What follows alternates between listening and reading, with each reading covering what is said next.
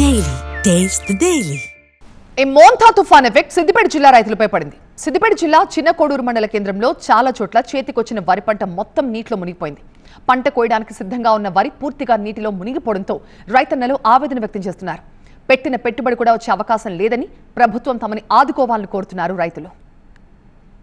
సిద్దిపేట జిల్లాలో పంట నష్టంపై మరింత సమాచారం మా కరెస్పాండెంట్ శివతేజ అందిస్తారు.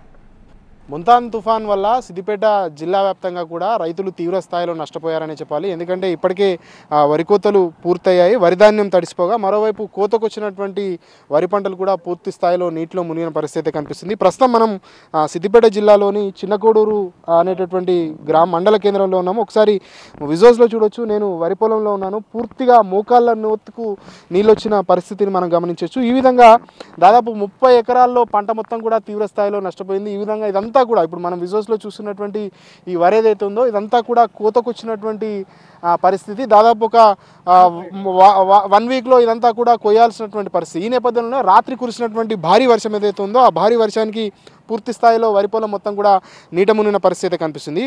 రైతులు మనతో ఉన్నారు. చెప్పండి, ఎన్ని ఎకరాల్లో ఈ విధంగా జరిగింది, ఎంత పెట్టుబడి పెట్టారు, ఏంటి పరిస్థితి అసలు? 30 ఎకరాలు సార్. ఇదంతా ఎకరానికి 5-6 వేలు ఖర్చు వచ్చింది. ఇలా ఒక బ్రిడ్జ్ వేయాలి. బ్రిడ్జ్ అయితే నీళ్ళు వెళ్ళిపోతాయి. మాకు బాగా కమ్ముతున్నాయి నీళ్ళు. ఇదంతా నష్టమవుతుంది. సంవత్సరానికి ఇదే పరిస్థితి అవుతుంది. మీద పెద్ద చెరువు ఉంది. చెరువుకు మత్తడి వచ్చు పడుట్లో మీదికి ఇలా చాలా దూరం నుంచి నీళ్ళు వస్తాయి. వచ్చిన తర్వాత ఇదంతా కమ్ముతుంది. బ్రిడ్జ్ వేయాలి. ఎప్పుడైనా కానీ ఇది కమ్మి ఖరాబ్ అవుతుంది. మంచి కాపుకి వచ్చిన మోపుకు ఈ వర్షాలు మోపవుతున్నాయి. అటు తర్వాత మొత్తం ఖరాబ్ అయిపోతున్నాయి. మీరు చెప్పండి, అంటే రాత్రి కురిసిన వర్షానికి ఏమైనా ఎట్లాంటి ఇబ్బందులు ఎదుర్కొన్నారు? పూర్తిగా పంట పొలం మునిగిన పరిస్థితి, మరోవైపు ధాన్యం కూడా తడిసిపోయిన పరిస్థితి, ఏం చెప్తారు? అయితే ఇది ఇంకో 15-20 రోజుల్లో కోతకొచ్చే ధాన్యం ఇది. అయితే అందులో ఈ వర్షాల వల్ల మీద చెరువు ఉంది పెద్దది. దాని ప్రాబ్లం వల్ల ఈ బ్రిడ్జి బరాబరి లేదు. కొంత దాన్ని ఉన్నదాన్ని కొంచెం ఖరాబ్ చేసిరు. అయితే దీన్ని పట్టుకున్నారో కాంట్రాక్టర్ పట్టుకున్నారో ఎవరు పట్టుకున్నారో తెలియదు. ఇక ఉన్న బాధగా అది ఇట్లే ఉంటే మాత్రం ఇది ఏం చేతికి రాదు. కోసే అవకాశం ఉందా? లేదు. ఇక వర్షాలు గుంజుకుంటే తప్ప ఏమన్నా రూపాయలు 5 పైసల మంది వస్తుంది, లేకపోతే లేదు. అంతే. ఇక అంత మొలకొత్తది ఖరాబ్ అవుతుంది.